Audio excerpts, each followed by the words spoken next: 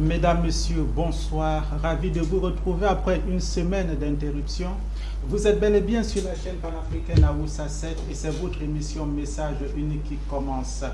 Puisque nous avons quelques minutes de retard, je ne vais pas perdre le temps, je vous présente tout de suite nos invités. Alors, Pasteur Banasoubek Élysée, bonsoir et bienvenue une fois de plus sur notre plateau. Bonsoir, Monsieur Giscard. Je salue les millions de téléspectateurs qui nous regardent en direct et je voudrais aussi par là profiter d'envoyer un salut particulier au directeur de la chaîne Aoussa 7, au grand réalisateur Héros et à tous mes copanélistes. Merci. Merci, pasteur. À côté de vous, il y a le pasteur Enoch Ferdinand. Bonsoir, pasteur.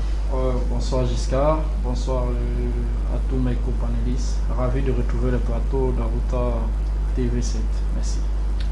Merci Enoch Ferdinand. C'est Aoussa 7. Ce n'est pas TV7, c'est Aoussa 7. Alors, de l'autre côté, nous avons Imam Mokhtar. Bonsoir, Imam. Bonsoir, monsieur le journaliste. Assalamu alaikum wa rahmatullahi wa barakatuh aux millions de téléspectateurs de par le monde entier. Également, bonsoir particulier, n'est-ce pas, au panel, également en studio. Et sans toutefois oublier, n'est-ce pas, les journalistes. Bonsoir. Merci, Imam Mokhtar. À côté de vous, nous avons monsieur Alassa. Bonsoir, j'espère que cette fois-ci, j'ai pas écorché votre nom. Alhamdoulilah, on va pas écorcher le nom. Louange au Seigneur de l'univers et la paix sur le dernier prophète, sallallahu alayhi wa sallam, sa famille et ses compagnons. J'aimerais au moins souhaiter la bienvenue à tout le monde dans ce studio et je souhaite que nos téléspectateurs puissent tendre l'oreille par rapport à ce qu'on va faire ici comme explication des tests. Merci pour la soirée. Mesdames, Messieurs, bonsoir. Une fois de plus, aujourd'hui nous allons parler du dernier prophète. Comme vous le savez très bien, il y a beaucoup d'incompréhension là-dessus. On a d'un côté Mohamed, de l'autre côté nous avons, je ne sais pas moi. Pardon? Point d'interrogation. Jésus. Non, il n'y a pas que Mohamed qui est reconnu. Il y a des gens qui disent même que c'est Kakou Philippe, d'autres encore qui vont vous dire que c'est Branham, d'autres qui vont vous dire. Il y a tellement de. J'en ai croisé, hein, vous-même vous êtes un prophète, pasteur Banasoubek. Évidemment. Alors, je vais commencer par vous. C'est quoi un prophète? Déjà, un prophète, déjà c'est un être humain. Il faut déjà le souligner. C'est un être humain qui exprime la pensée de Dieu. C'est-à-dire, c'est un être humain qui reçoit de Dieu une pensée et communique au peuple. En d'autres termes, aussi pour dire cela, pour qu'une grand-mère du quartier puisse le comprendre, c'est un porte-parole de Dieu. C'est-à-dire, il ne dit que ce qu'il a reçu de Dieu. En quelque sorte, c'est ça un prophète. Ça veut dire qu'un prophète, vous avez une connexion directe avec Dieu. Oui. Vous n'avez pas besoin de passer par Jésus-Christ. Non, par le biais du Saint-Esprit. Par le biais du Saint-Esprit. Oui. En ce moment-là, Jésus-Christ n'est pas le chemin pour vous. Maintenant, ça c'est notre débat, à savoir qui est Jésus-Christ. Ouais. Parce que Jésus-Christ, c'est sans même d'ailleurs le nom du Père. Du Père? Oui. Alors, ok. Bon, je vais pas, vous avez dit c'est un autre débat. Je vais toucher le pasteur Enoch. Alors, pasteur, comment devient-on prophète chez les chrétiens, puisque vous êtes chrétien?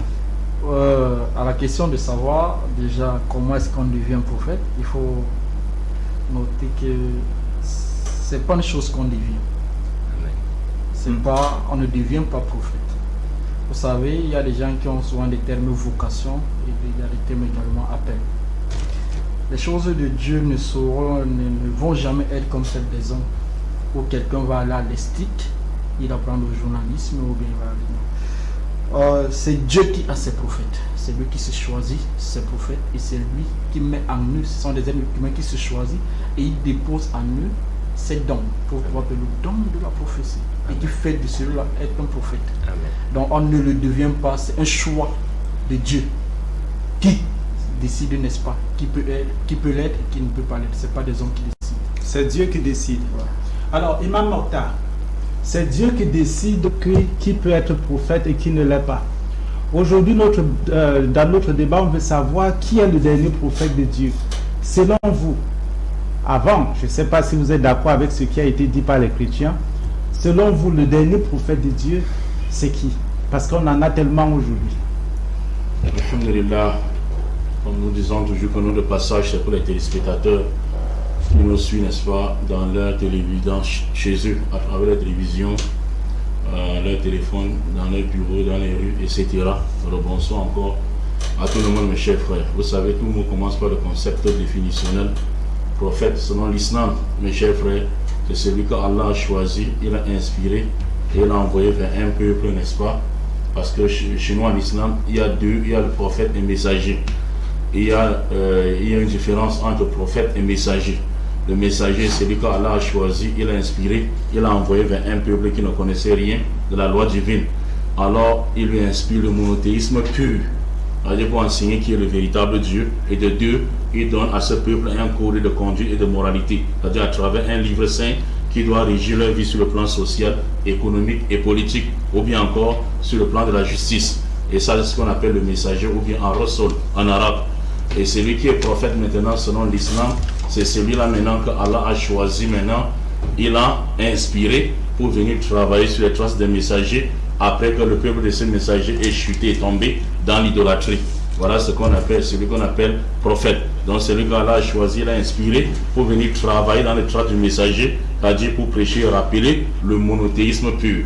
Or, le premier, selon l'islam, le premier prophète, c'est Adam, notre père Adam, que la paix d'Allah soit sur lui, et le premier messager en termes de message qu'Allah a envoyé vers un peuple ignorant à cause du polythéisme est Noé, alayhi salam, et le dernier messager c'est Muhammad sallallahu alayhi wa sallam, bibliquement comme coraniquement également pour ceux dont les paupières et le discernement ne dorment pas.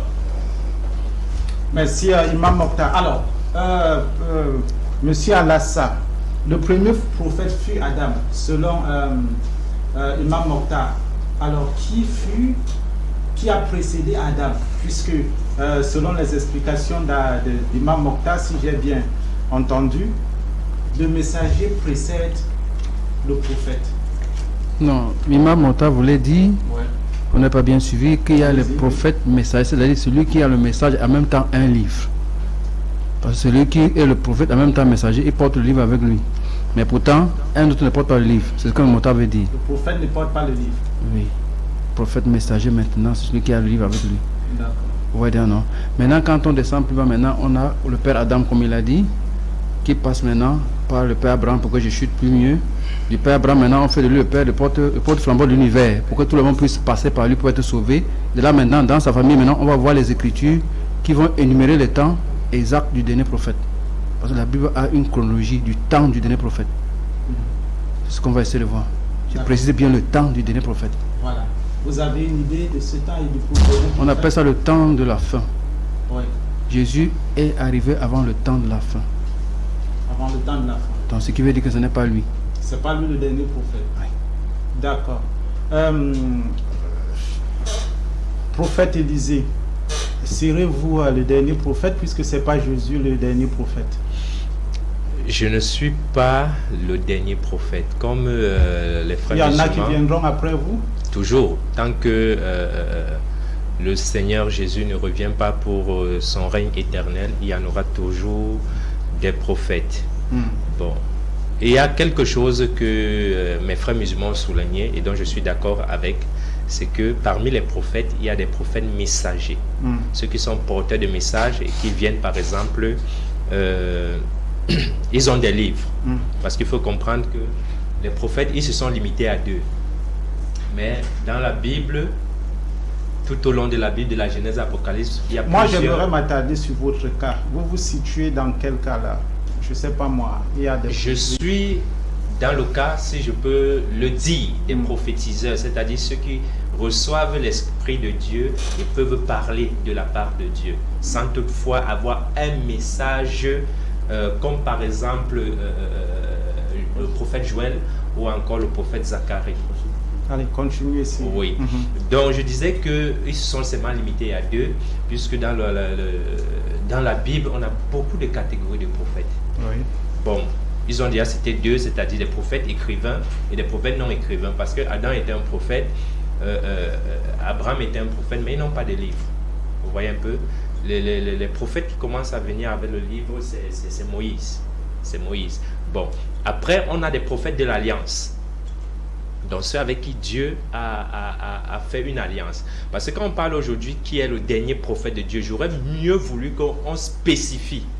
Parce que si c'est par exemple... Pour le moment, ce qu'on veut, c'est connaître ce que c'est comme prophète. Je prends par exemple le cas de prophète de l'Alliance. Oui. Le premier prophète de l'Alliance, c'est Abraham et le dernier, c'est Jésus-Christ. Donc vous voyez que si on cale sur les prophètes de l'Alliance, nous avons... Là, vous le premier prophète, c'est Noé. De l'Alliance, je précise bien. Le premier prophète de l'Alliance, c'est Noé. Et le dernier prophète de l'Alliance, c'est Jésus-Christ. Donc vous voyez donc déjà que s'il faut partir dans cette catégorie de prophètes, Jésus sera le dernier prophète là-bas. Je précise, prophète Pasteur de l'Alliance. Enoch, Jésus-Christ est le dernier prophète de l'Alliance. Alors, si Jésus-Christ est Dieu, comme vous l'avez souvent présenté, alors, il tirait... comment peut-il encore être prophète? Parce que vous dites bien. Alors, expliquez-nous un peu ça. J'aimerais un peu revenir sur deux choses, si vous me permettez. Oui. Nous sommes là pour ça, pour enseigner le peuple. Que les frères disaient de l'autre côté. Je pense que j'ai toujours l'habitude de le dire. C'est-à-dire, la spiritualité est noble.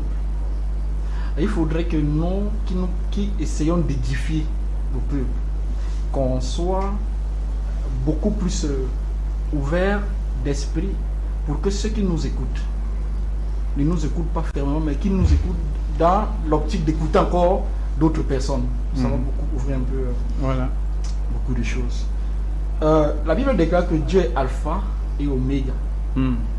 Donc en termes... J'aime bien, nous aimons bien ici, quand vous parlez de la Bible ou du Coran, vous essayez de situer les téléspectateurs par rapport au passage. Parce qu'il y en a qui nous suivent avec des Bibles en main. Ok? Et si possible, ouvrez la Bible pour lire les passages. Ok. Bon, dans ce cas, vous me donnez...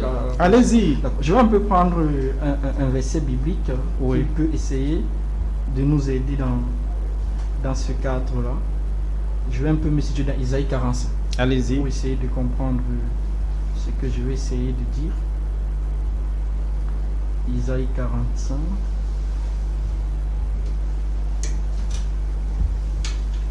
Chers téléspectateurs, l'émission est interactive. Vous pouvez appeler directement pour participer à l'émission au numéro affiché au bas de votre petit écran. Alors, Pasteur Enoch, vous avez trouvé le passage? Isaïe 45, à partir du verset 5.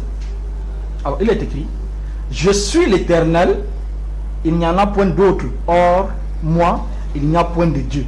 J'étais saint avant que tu me connusses. Je suis l'Éternel, il n'y en a point. Ça c'est clair. Et ça c'est clair. Donc avant même que nous qui venons ici interpréter la parole écrite de l'Éternel notre Dieu, lui il était déjà. Donc pour moi, je n'aimerais pas me situer dans la mouvance de connaître, de situer Dieu qui m'a créé, qu'il est le dernier ou qu'il est le premier. J'aimerais me situer dans la posture de là où il m'a mis et de ce qu'il me permet de pouvoir dire. Et vous avez mis où? Je suis un pasteur. Oui. Et mon rôle, c'est de prendre soin des personnes qui m'a donné. Oui, mais pour prendre soin des personnes que le Seigneur vous confie, il faut bien faire savoir à vos fidèles qui est-il, qu'est-ce qu'il attend de vous et des brebis qu'il vous a donné. Là, présentement, ma question est de savoir comment Jésus-Christ, qui est le dernier prophète, comme venait de le dire, le prophète de l'Alliance. Alors, le dernier prophète de l'Alliance, peut-il être Dieu et Alliance, si je me fie à la définition du mot prophète? Comment Jésus peut être Dieu et prophète? Ouais. Parce que c'est le dernier prophète de l'Alliance, selon... Jusqu'à je pense que...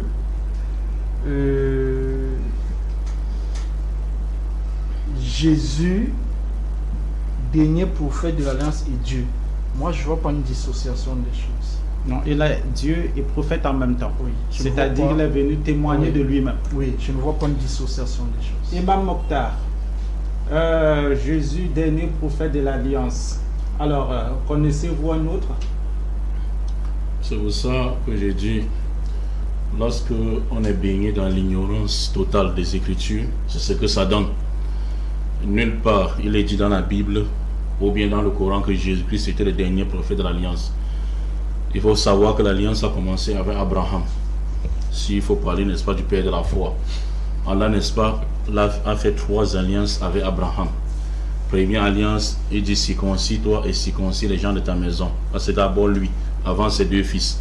Et deuxièmement, il dit, le pays dont tu es étranger, je te donnerai à toi et à ta descendance, c'est-à-dire Canaan, qui est l'actuelle Palestine.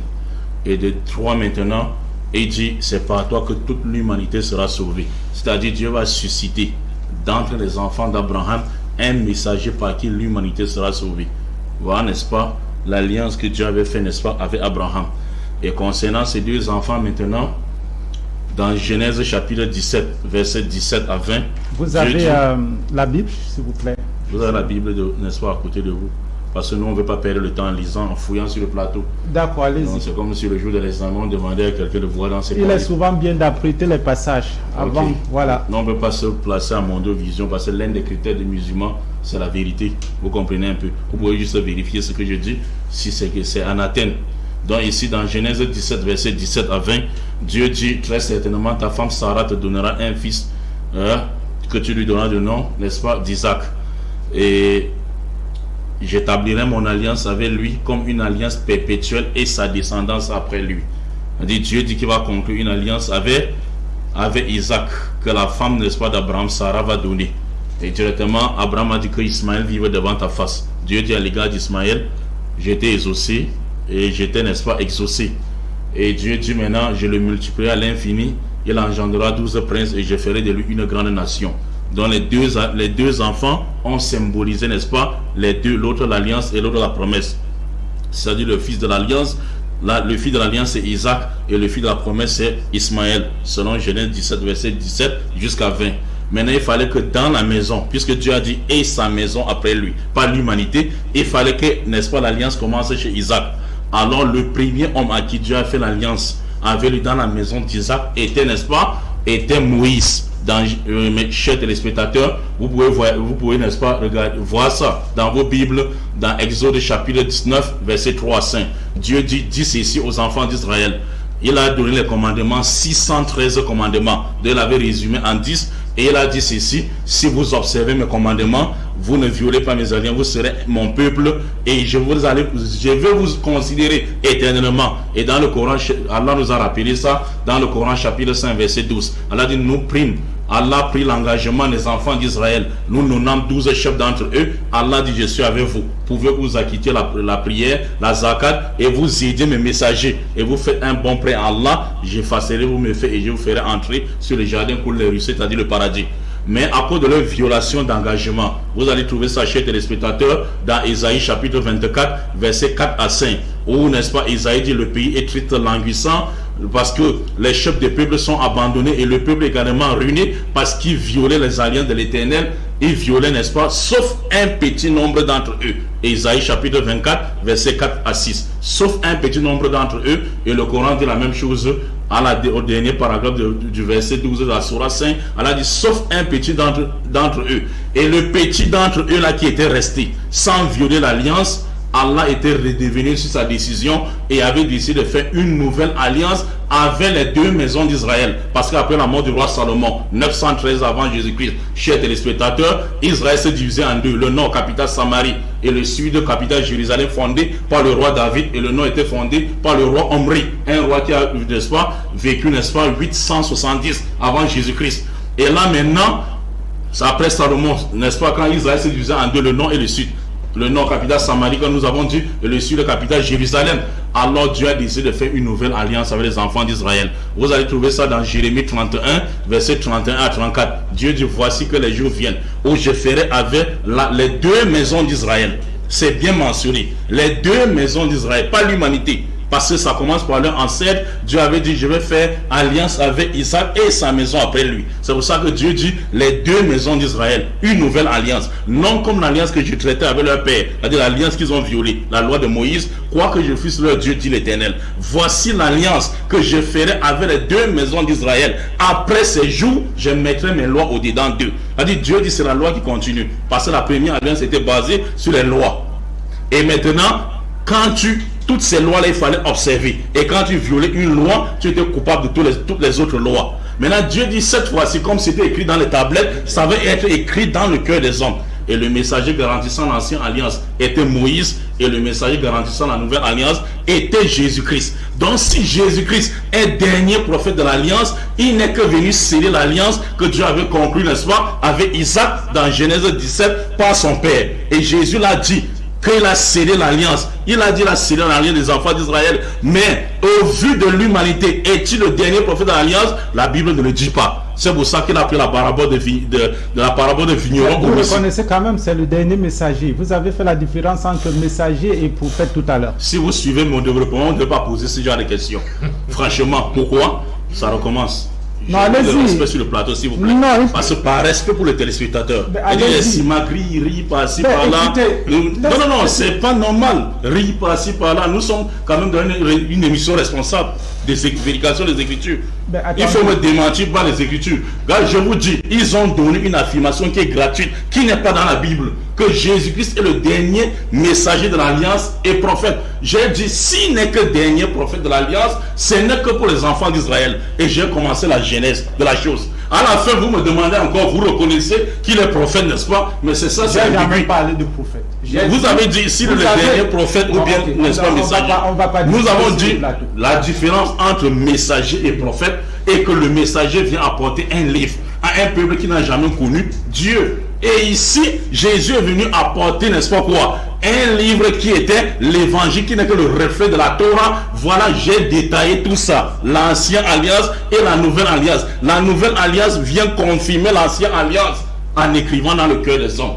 C'est pour ça, dans la parabole de vigneron homicide, dans Matthieu chapitre 21, chers téléspectateurs, Matthieu chapitre 21, verset, n'est-ce pas, 33 à 43, Jésus, après avoir donné cette parabole, parce qu'il n'y a pas le temps, il dit, le royaume de cieux vous sera enlevé et donnera à une autre nation qui en produira les fruits. Une nation ne peut que produire les fruits à travers, si il y a un chef, n'est-ce pas, à la tête de cette nation. Et un chef pour Dieu, c'est un messager ou un prophète. Si Jésus dit qu'il est le dernier prophète, la parole de Jésus serait caduque.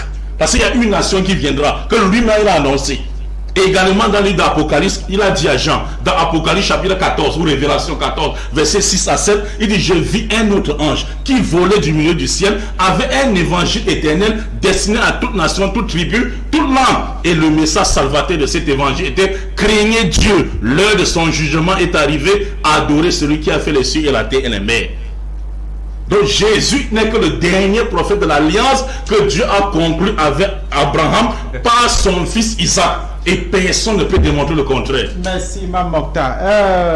Monsieur Alassa, le royaume des cieux vous sera enlevé et sera donné à une autre nation. La nation dont on parle ici, c'est celle d'Ismaël. Parce que quand Dieu dit, je ferai d'Abraham une grande nation, ça a une grande connotation. Pourquoi est-ce qu'on doit faire de lui une grande nation?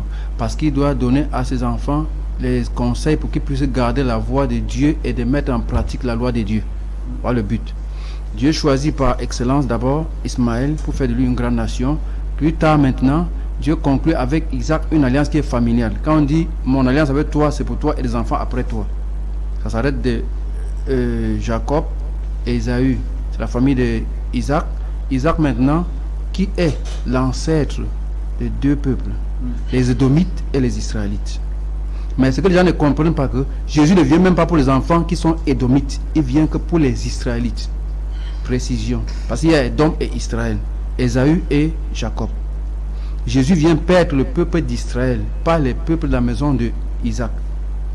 Israël, qui est le peuple choisi par Dieu, il dit à Jacob, tu t'appelles Jacob, dorénavant on doit t'appeler Israël.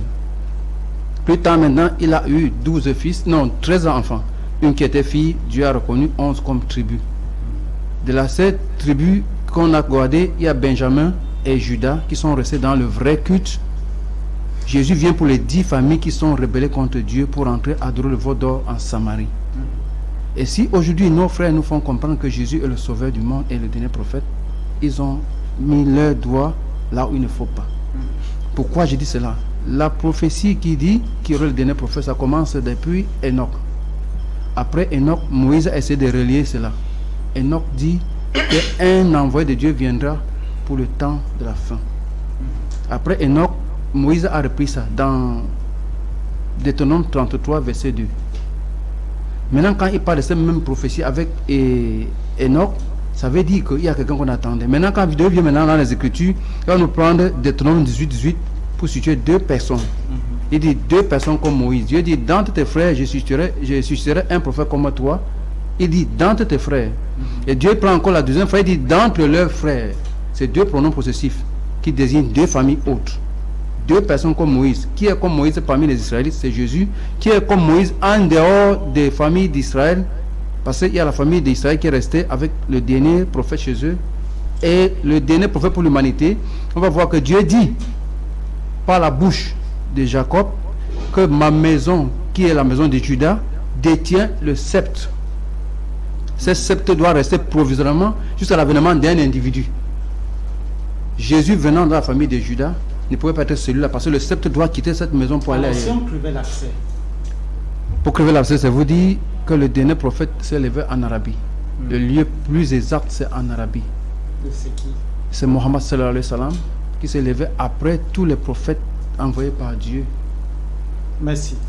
Prophète Élisée, le dernier prophète, c'est Mohammed. Ok. S'il est d'abord prophète. Démontrez-nous qu'il n'est pas, si vous nous dites. Non, j'ai d'abord dit s'il est d'abord prophète, parce que j'ai toujours dit que les prophètes ne se contredisent pas.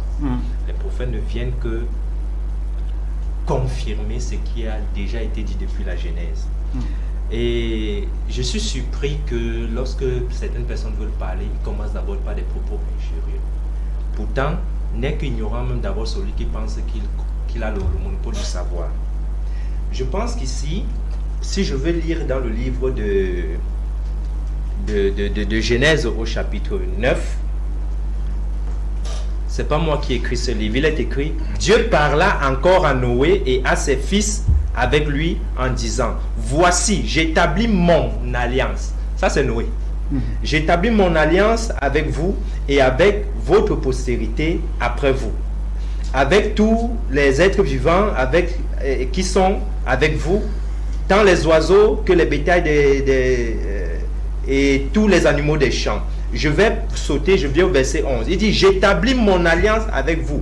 Aucune chair ne sera plus exterminée par les eaux du déluge.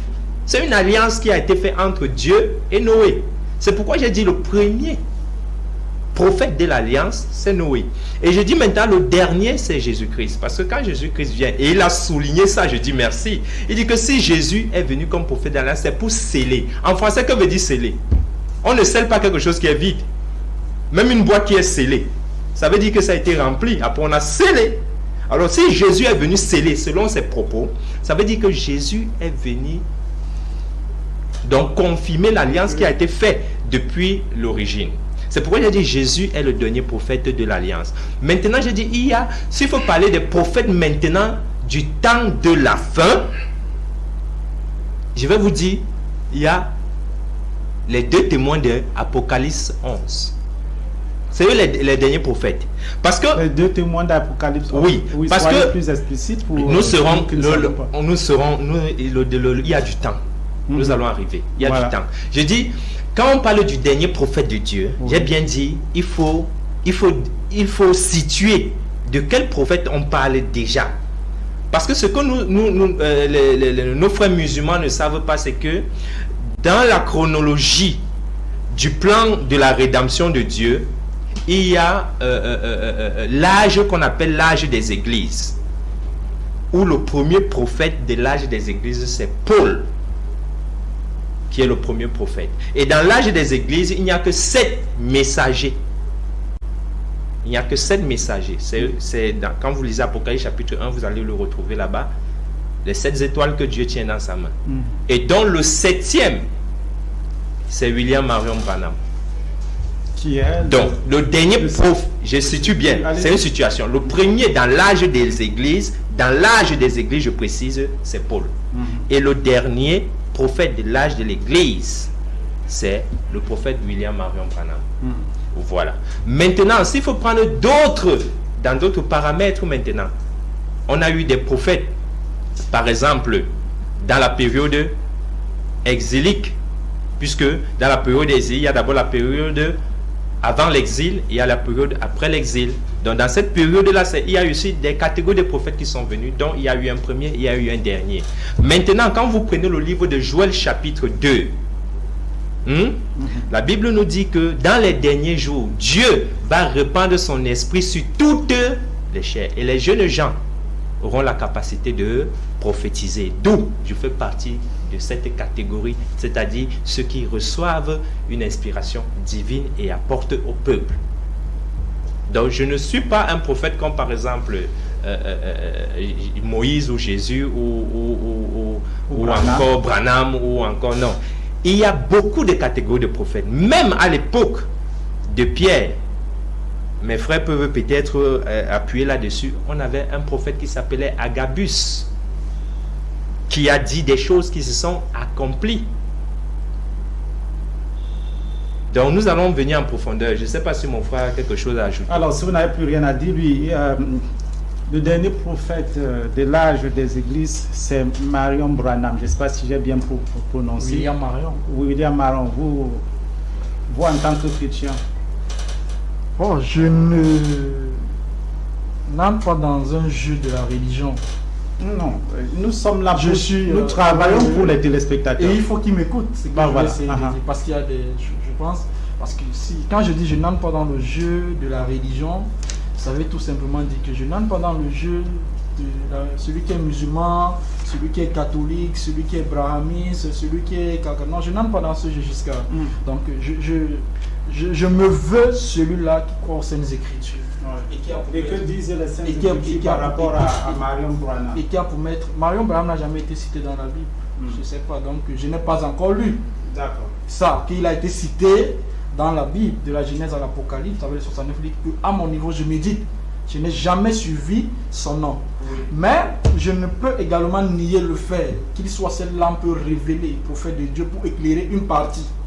Même s'il n'est pas cité dans la Bible. C'est très possible. Comme dans la Bible d'abord, on n'a pas cité Mahomet, mais il était un prophète pour certains.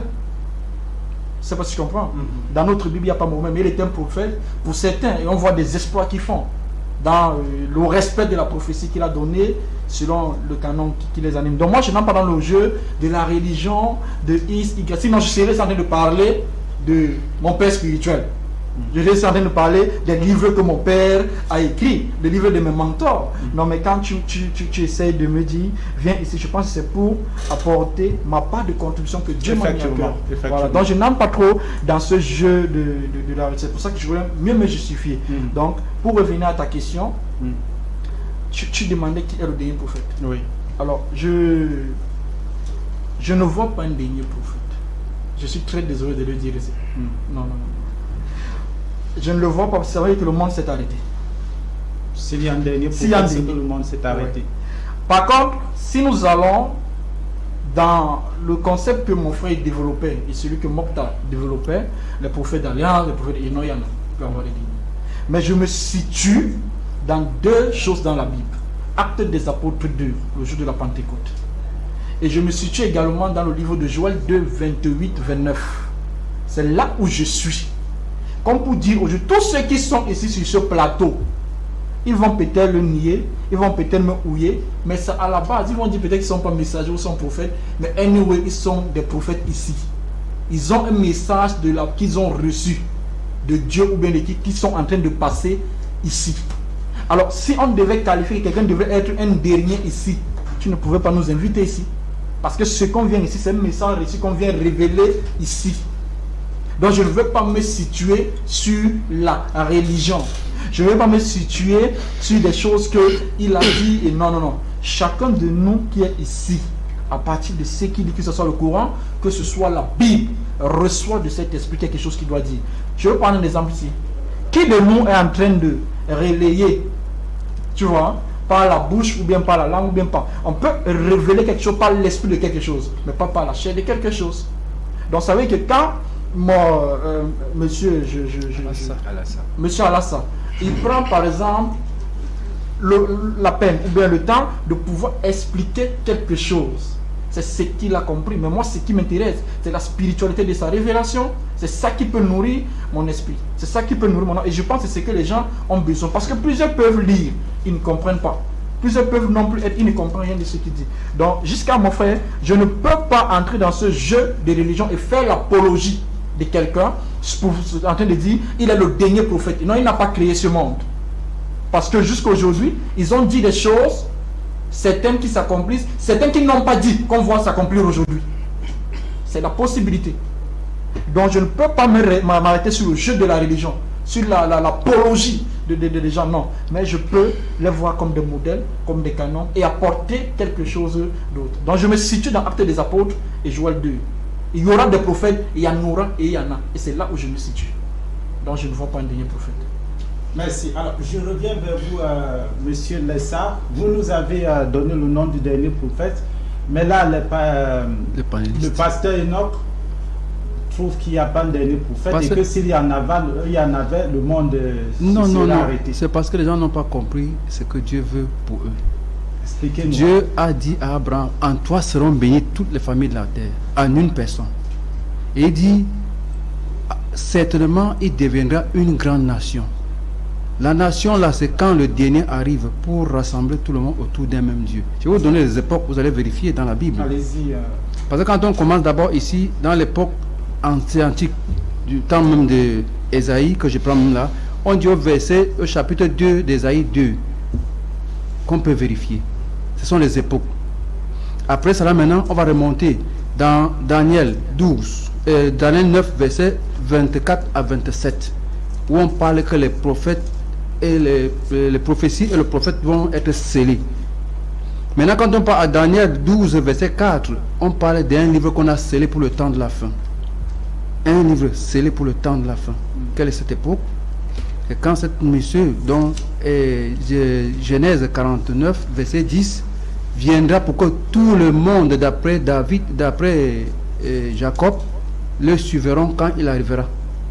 S'il y a une personne qui vient rassembler l'humanité autour d'un même Dieu, ce qui veut dire que Dieu, par sa connaissance infuse, a annoncé l'avènement d'un individu qui est le dernier depuis l'aube du temps. En créant l'homme, il savait que l'homme allait être sauvé par le dernier prophète. Notre temps-ci, si on dit qu'on n'a pas eu un dernier livre, il faut que les gens se réveillent, hein, mon frère.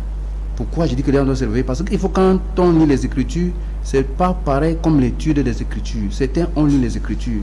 Ils ne savent pas à quelle époque les gens vont se situer. 1. Malachie annonce un prophète. Deutéronome annonce 2 prophètes. Quand on revient maintenant encore dans Ésaïe précise bien le lieu et l'individu. Ésaïe 35 parle d'un lieu. Ésaïe 52 parle d'un individu. Ésaïe 54 parle d'un individu. 16 à 17, qui est cet individu? Ésaïe 60 parle d'un lieu. Quel lieu? On va voir dans les Écritures. Parce que ce lieu, on dit que les gens rebâtiront les ruines. Quand est-ce qu'on a rebâti les ruines? On va voir. Parce qu'on a fait la casse à Jérusalem en 70 de notre ère. Est-ce que ces lieux ont été rebâtis et les autres lieux de culte qui étaient antiques que les gens ont profanés? C'est ce qu'il faut voir. Les Écritures vont nous dire qui a tort et qui a raison. Merci. Vous avez demandé quelques minutes. Pour un peu revenir, merci, sur M. Mom. Je voulais dire une chose. Pour les chronologues. Monsieur Lessa. Alassa. Ou Alaska. Alassa, ouais, c'est ça. Désolé. Alors, pour les chronologues qui sont en train de remonter un peu assez du temps ou bien qui situent, je voulais revenir sur quelque chose. Vous savez, Mokhtar a l'habitude de l'appeler la Torah, n'est-ce pas? Ça s'appelle en notre langage la Pentateuque. Genèse, dans les 5 premiers livres de la Bible. Vous savez par qui Dieu s'est inspiré pour apporter ça? Dieu s'est inspiré de quelqu'un? Voilà. Attends, vous parlez de Dieu qui s'est inspiré de quelqu'un? Bien sûr. Expliquez-nous ça. Attendez, je reviens. D'accord. Maintenant, je voulais dire une chose. Vous savez à quel niveau est-ce que Job, par exemple, se situe dans la Bible. Mais Job, s'il faut mettre une chronologie, Job plutôt n'a rien à y voir avec ce livre, mais c'est un livre qui date des années avant le livre de Genèse. Il y a Daniel également qui date avant le livre également de Genèse. Moi je vais revenir pour un peu de chronologie. Je pense qu'aujourd'hui, que ce soit le chrétien, que ce soit le musulman, que ce soit n'importe, mais je ne parle pas du chrétien, du musulman, parce que nous sommes sur le plateau. Je pense que nous qui sommes ici aujourd'hui, nous devons être des hommes qui portent le flambeau de l'actualisation des choses. Vous comprenez? Ça veut dire que si nous devons fonctionner aujourd'hui, comme le monde fonctionne, nous devons être capables de dire aux gens que des crimes qui se passent aujourd'hui, ça a été dit hier. Et c'est que la lumière des Écritures, il fallait que cela s'accomplisse. Donc, quand on parle un peu de chronologie, je ne vais pas trop entrer également, parce que ça devient l'histoire. Moi, je touche ce qui contient beaucoup plus l'esprit. Tu comprends ce que je veux dire, Giscard? Donc, monsieur Alaska, dans sa façon de développer, je deviens tout à fait d'accord. Pour lui dire une chose, que je deviens, c'est pour ça que je veux rebondir, je deviens d'accord avec lui s'il remonte à la chronologie. Mais moi, mon inquiétude probable est que lorsque nous voulons parler du dernier prophète, il faudrait qu'on soit situé. Mon frère, il disait ça tout à l'heure, prophète, le dernier prophète de l'Alliance, Jésus. Bibliquement, c'est prouvé. Quand Mokhtar prend la parole, Mokhtar le dit, je ne sais pas à quel niveau il y a eu discordance. Mais quand toi, tu demandes qui est le dernier prophète. Maintenant, tu vas poser également une question que Dieu s'inspire de quelqu'un. Or, jusqu'à, il s'inspire de M. Alaska pour édifier. Il faut qu'il me le prouve le contraire. Alors, il pourra vous répondre. Oui. Si c'est une question. Vous avez fini? Oui, c'est ce que je voulais dire. D'accord. Imam Mokhtar. Alors, il y a beaucoup de choses qui ont été dites sur ce plateau. Vous avez pris des notes, mais en plus de cela, nous avions déjà eu à parler, et vous nous aviez promis les bouquins. Je ne sais pas si vous les avez apportés par rapport au prophète Branham. Alors, on nous dit là que c'est le dernier prophète de l'âge des églises. Ok, alhamdulillah, les téléspectateurs qui nous suivent, n'est-ce pas, de par le monde entier, vous allez comprendre que directement, quand il a dit que Branham est son prophète, son frère l'a corrigé. Mais pour ne pas se faire ridiculiser devant son frère, il a dit, il ne peut pas nier. C'est un peu ça les chrétiens. Donc ils peuvent, à cause de leur relation, ça c'est ce qui montre encore la valeur haute du musulman. Parce que quand l'imam fait l'erreur, le fidèle qui est là, qui connaît le Coran, va rectifier directement l'imam pour que le flambeau de la parole de Dieu soit toujours au-dessus. Alors que dans le monde chrétien, c'est le flambeau de l'amitié qui passe avant, n'est-ce pas, Dieu. C'est pour ça que quand il a fait l'erreur, au lieu de dire à mon Dieu, visons son frère, qu'il a fait l'erreur, Branham n'est pas prophète, il a dit ceci, que Branham n'est pas dans la Bible. Les téléspectateurs, écoutez, son frère dit Branham n'est pas dans la Bible, mais quand même il ne peut pas nier que c'est un prophète. Regardez un peu ceux qui vous dirigent dans les églises, mes chers frères. C'est-à-dire, il est en train de vous dire indirectement que la Bible n'est pas complète. Parce que si Branham est un prophète, et lui, ce n'est pas écrit dans la Bible, comme il le dit, ça veut dire la Bible c'est limité, alors qu'il y a d'autres choses qui devaient venir, et que ça devait être vrai. Comprenez bien le plateau, comment le plateau est évolué, mes chers frères. Il dit bien, je répète encore pour la troisième fois, Branham n'est pas dans la Bible. Pardon, Branham n'est pas dans la Bible, mais il ne peut pas nier sa véracité. Il y a les vérités qui ne sont pas dans la Bible, quoi. En d'autres termes, et nous disons ceci, que la Bible, ce que nous avons toujours dit nous avons toujours dit dans nos débats, que la Bible n'a jamais été la parole de Dieu, du début jusqu'à la fin. Ça n'a jamais été complet. Parce que si c'est complet, il faut que le pasteur prenne la parole, qu'il va encore prendre la parole. C'est lui qui est en face de moi, et il dit que oui, il avait dit que Branham n'est pas dans la Bible, ça veut dire que c'est un faux prophète. Parce que tout celui qui n'est pas vrai dans la Bible est faux. C'est pour ça que Jésus disait à Matthieu chapitre 23, verset 23 à 24. Si on vous dit Christ est passé par là, n'y allez pas. Car après moi, ils s'élèveront de faux Christ et de faux prophètes. Pardon, ils feront de plus grands miracles. Jésus ne nie pas. Qui feront de grands miracles. Si possible, ils séduiront les élus. Si le débat était porté sur William Marou Branham, moi je m'ai appris le thème au studio ici là. Parce qu'ils ne savaient pas qu'on devait revenir encore. Parce que la fois passée, on n'est pas revenu ici pour faire l'émission. Parce que, n'est-ce pas, on avait un souci, n'est-ce pas, ici, technique, ici, en studio. On n'a pas fait produire, malheureusement, l'émission la fois passée. Si on disait que c'est William, je devais apporter les bouquins. Vous nous surprenez, même le thème. J'ai découvert que le thème, je pensais qu'on devait peut-être parler, n'est-ce pas, de la semaine, n'est-ce pas, comment avec les femmes et les autres. Et que l'autre passe. Et quand vous avez supprimé, vous dites apporter le livre.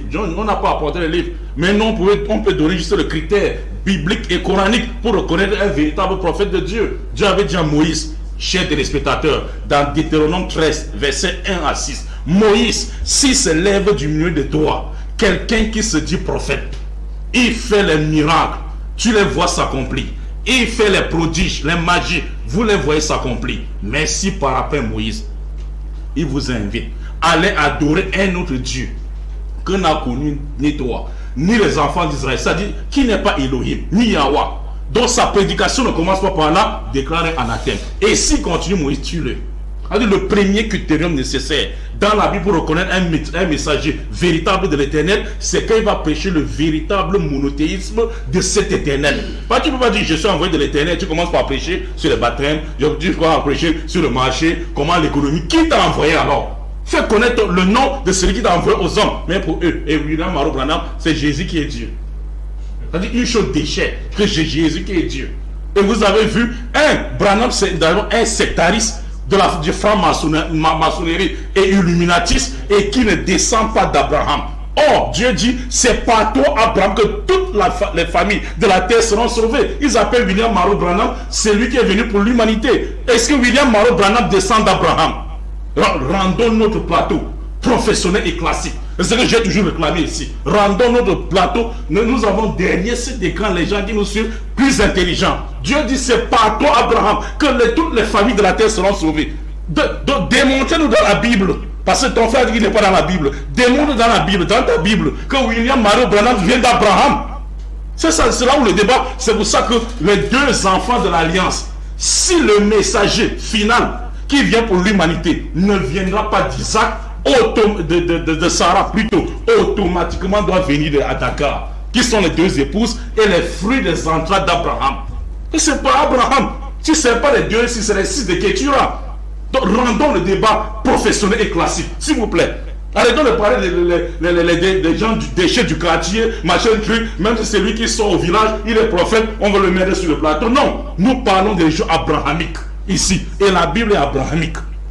C'est l'héritage des juifs et des chrétiens. Ils se réclament d'Abraham pour payer de la foi. Tous se réclament d'Abraham. Qu'est-ce qu'il y a maintenant que pour sauver maintenant les enfants d'Abraham? C'est un enfant or qui n'est pas fils d'Abraham. Mais nous allons finalement avec notre émission. Et de deux maintenant, il dit Mohammed n'est pas mentionné dans la Bible. Pourquoi? Parce que les pasteurs, dans ce que j'appelle souvent les bébés spirituels perdus dans la mer ou bien dans la mer de l'ignorance, qui baignent dans la mer de l'ignorance, ils ne connaissent pas ce qu'on veut dire prophétie. Prophétie, par définition, ce sont les tableaux pasteurs qui dépeignent ce qui doit venir au futur. Dieu n'a pas besoin d'appeler le nom d'un prophète dans la prophétie. Il donne les indices et c'est pas... Si on peut faire les mêmes jeux avec vous, en disant montrez Jésus-Christ, J-E-S-U-S dans l'Ancien Testament, vous ne trouverez pas. Mais ça veut dire que Jésus n'est pas mentionné dans l'Ancien Testament. Élevez le débat, s'il vous plaît. Élevez le débat aux gens qui sont les intellectuels, qui sont derrière cet écran. Le fait de dire que Jésus n'est pas écrit dans l'Ancien Testament veut dire qu'il n'est pas dans la Bible. Il est bel et bien dans l'Ancien Testament. On donne les critères, c'est-à-dire les critères pour reconnaître un prophète et non son nom.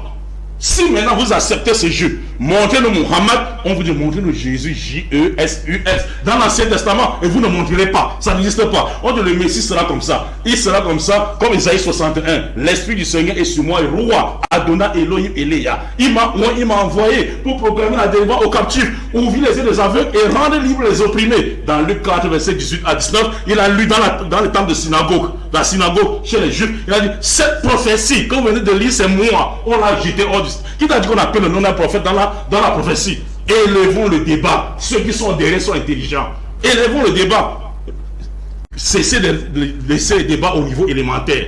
Et toi maintenant, il dit que si les prophètes sont finis, le monde entier est fini. Le prophète peut finir physiquement. On n'a pas besoin du corps physique du prophète. C'est le message salvateur qui reste éternel. Regarde juste seulement les lois, parce qu'il y a les critères pour reconnaître un prophète. Il y a la cohérence dans la parole. il va avoir une habitude, il doit avoir la moralité irréprochable. Il ne doit pas être cupide, ivrogne, comme il dit que le prophète, alcoolique, c'est même interdit dans la Bible. Un prophète ne doit pas boire l'alcool. Quelqu'un qui il prend 2 casiers par semaine, il dit je suis prophète sur le plateau. Et vous voulez mélanger le plateau avec ce genre de choses. Élevons le débat. Élevons le débat. Si vous voulez le verset, je vais vous donner le verset. Pourquoi maintenant, les prophètes ont une cohérence entre eux. Et la cohérence, c'est quoi? Le prophète Muhammad dit, rapporté par Bukhari et Muslim, chers téléspectateurs, je suis plus proche de Jésus-Christ, fils de Marie, que l'un d'entre vous. Nous, les messagers de Dieu et les prophètes, nous sommes comme les enfants d'un même père et de mères différentes. On a demandé, que veut dire même père et mère différentes? Il dit, nous avons tous été envoyés avec une même parole. Shmaï, Israël, Adonai, Elohim, Adonai, Echad. Ça, c'est les symboles chez les Juifs. Écoute Israël, Deutéronome, ou bien Davarim en hébreu 6.4.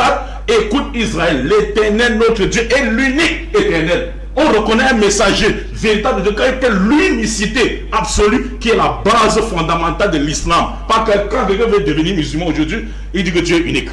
Moïse a témoigné le vrai Dieu unique. Jésus a témoigné l'unicité. Et Muhammad, et il dit de mais différents parce que nos lois sont variées.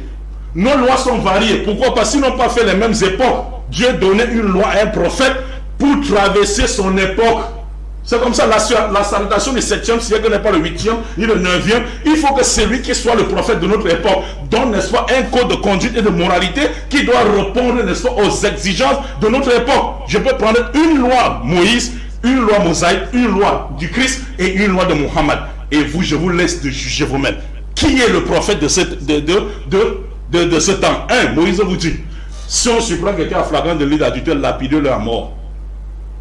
Jésus dit dans Matthieu chapitre 5, verset 27 à 28, il rappelle, il dit, Moïse vous a dit, si on surprend quelqu'un à flagrant de lit d'adultère, lapidez-le à mort. Moi je vous dis, celui qui regarde une femme pour la convoiter a déjà commis l'adultère. Et essayez de mettre ces 2 lois ici, à Douala, ici, au Cameroun, partout, vous qui nous suivez, dans tous les territoires du Cameroun. Celui qui voit la femme pour la convoiter a déjà commis l'adultère. Si tes yeux sont boutons, une occasion de chute, arrache et jette loin de toi. Mieux vaut entrer dans le royaume avec un membre, avec n'est-ce pas, tous les membres complets, que d'entrer dans le feu de l'enfer, avec un membre plutôt, que d'entrer dans le feu de l'enfer avec tous les membres. Et Muhammad maintenant dit ceci. C'est lui qui voit une femme pour la convoiter, prend même les pieds, aller draguer cette femme, l'amène même à l'auberge, arriver à la porte de l'auberge, il se craint Dieu et rentre, Allah efface ses péchés et les lève en degré. Quelle loi on peut mettre ici en pratique? Quelle loi on peut mettre en pratique? Vous savez, vous croyez que dire que je suis prophète, c'est un slogan? Il faut demander en quoi quelqu'un est prophète. Qu'est-ce qu'il a apporté ici pour l'humanité sur le plan économique, politique? Voilà le Cameroun qui traverse tous les crises du monde entier. Un prophète n'est pas seulement dit je suis prophète, comme n'est-ce pas notre cher ami en face, que je suis prophète, même là où il est situé là-bas, ou bien c'est dans quelle partie de Douala, les gens sont en train de forniquer, voler, les tricheurs, tout le monde. Qu'est-ce que tu as apporté pour changer une société? Vous voyez, c'est pas un prophète, c'est un slogan, je suis prophète. On dit oui, mais les prophètes qui naissent comme des champignons, avec la crise du nord et du sud-ouest, qu'est-ce qu'ils ont fait?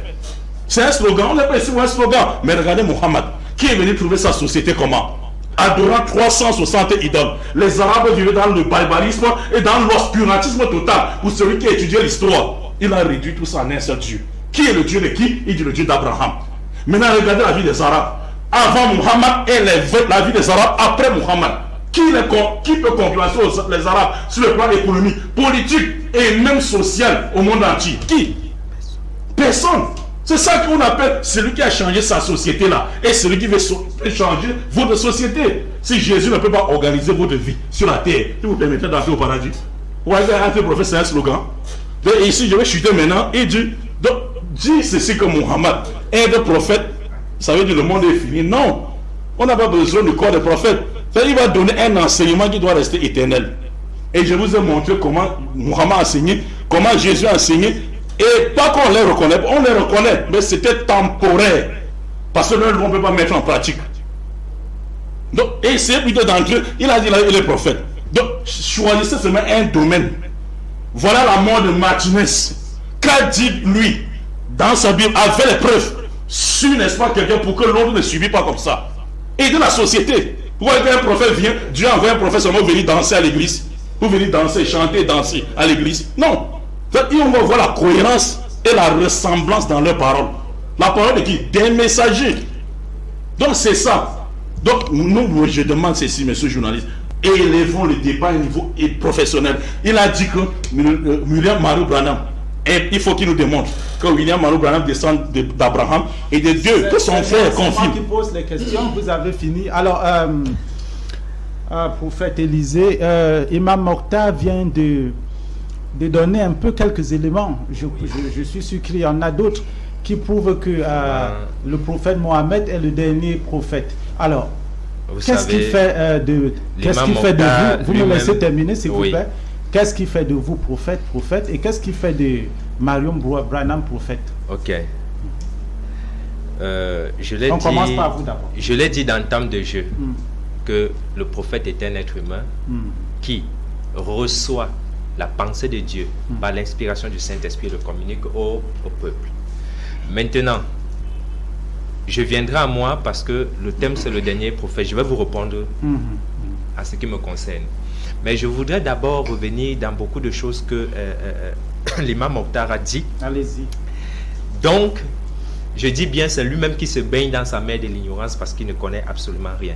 Il a dit quelque chose, et je souligne, il a dit que c'est pourquoi il a toujours dit, vous pouvez écouter les voix, qu'il a toujours dit que la Bible n'est pas la parole de Dieu. Il dit, c'est pourquoi j'ai toujours dit, la Bible n'est pas la parole de Dieu. Mais chaque fois qu'il veut avoir une référence, il se retourne vers la Bible. Ça, c'est un point. Deuxième point, il a dit que lorsque quelqu'un, bref, ça, c'est pas lui qui l'a dit, je vais revenir là pour corriger. Parce que quelqu'un a dit là que lorsque quelqu'un n'est pas mentionné dans la Bible, c'est un faux prophète.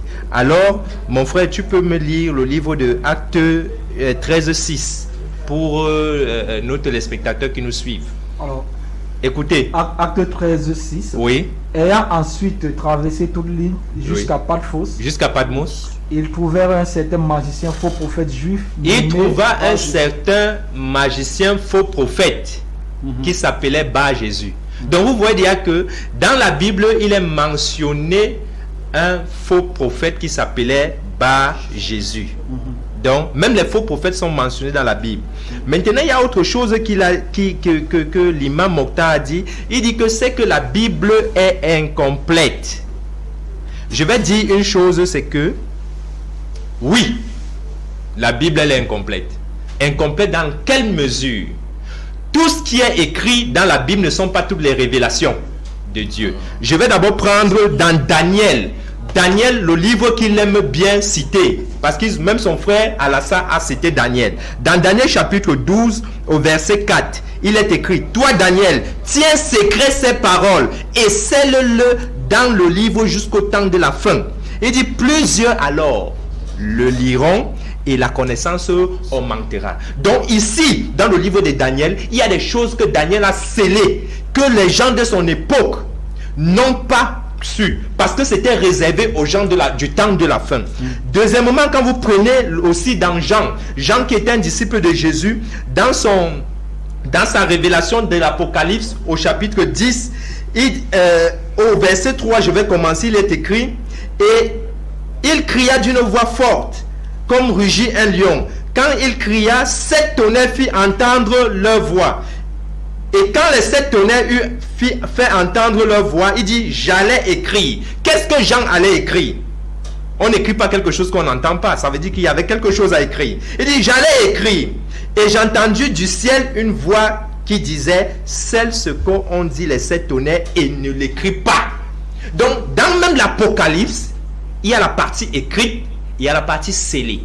Et c'est dans cette partie scellée que le prophète de l'église, parce que j'ai parlé du prophète Branham, viendra maintenant pour montrer donc cette partie qui a été scellée. Donc cette écriture qui a été scellée. Je vais vous arrêter un instant, mais vous gardez la parole. Oui. Vous gardez la parole. Oui. Mesdames, messieurs, comme je le disais tout à l'heure, l'émission est interactive. Vous pouvez participer directement en appelant les numéros affichés au bas du petit écran, c'est-à-dire le 658 93 52 15 et également le 682 66 65 50. Pour ceux qui ont de la peine à nous avoir chez eux, nous sommes présents dans les bouquets Streetcom et également Apple Store. Mais en attendant, nous allons prendre une transition. On vous revient juste après.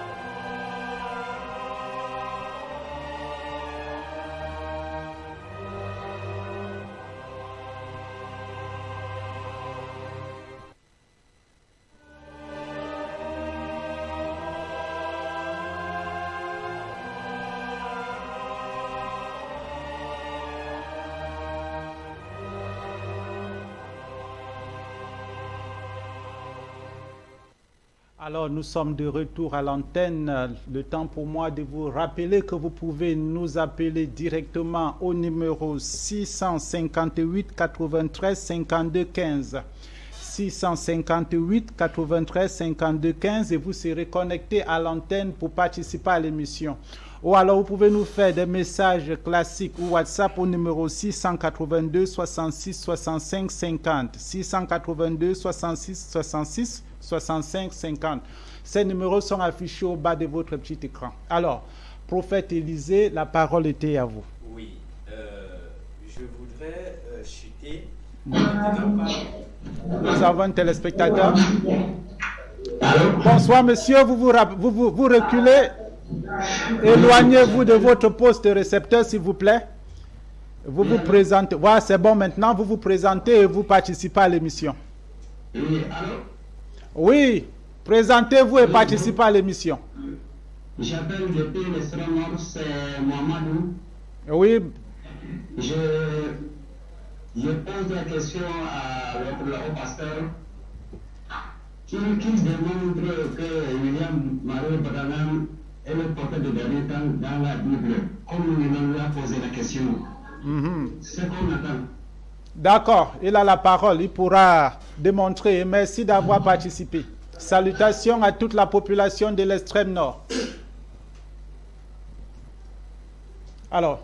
Oui, comme j'étais en train de dire, chers téléspectateurs, je voudrais que vous écoutez attentivement.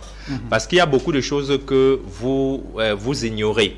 Parce que c'est pourquoi votre prophète Mohammed a dit, s'il y a des choses, des questions que vous avez dans votre esprit, revenez vers les livres qui sont descendus avant vous, c'est-à-dire la Torah et l'Évangile.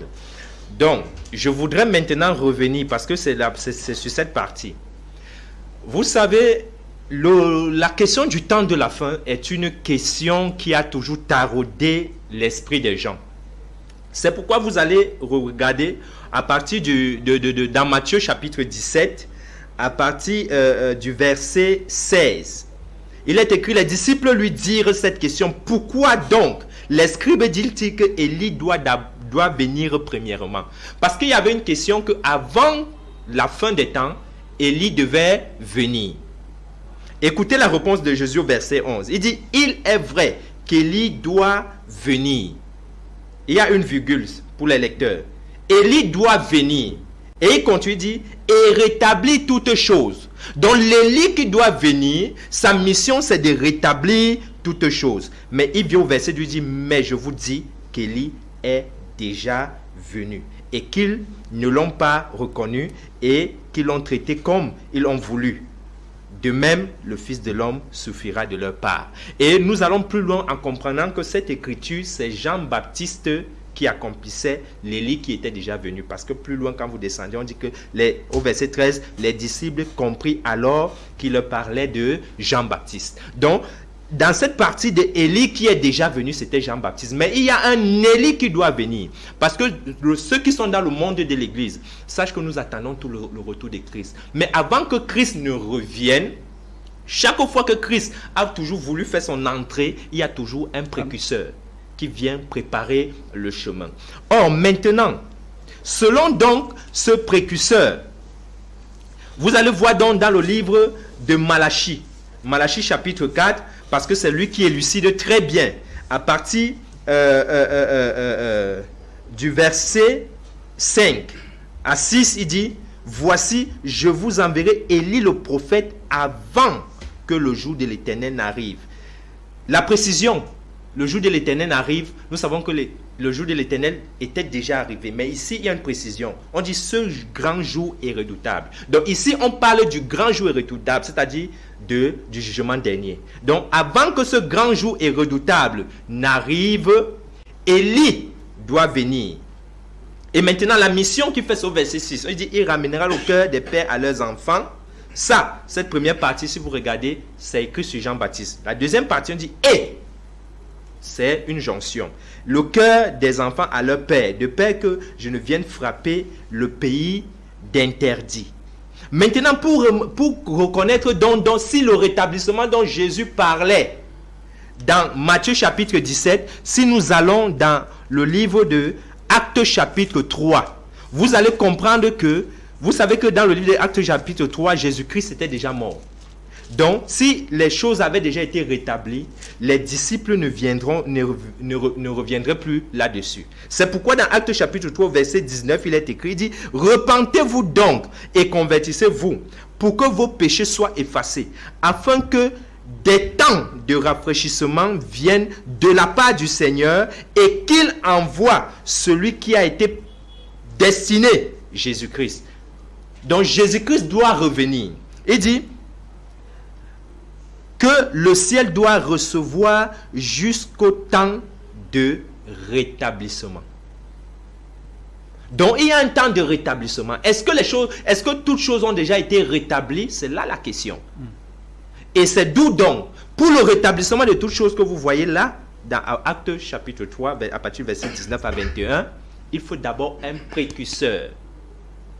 Et c'est pourquoi j'ai dit, ce précurseur, c'est William Marion Branham. Pourquoi William Marion Branham?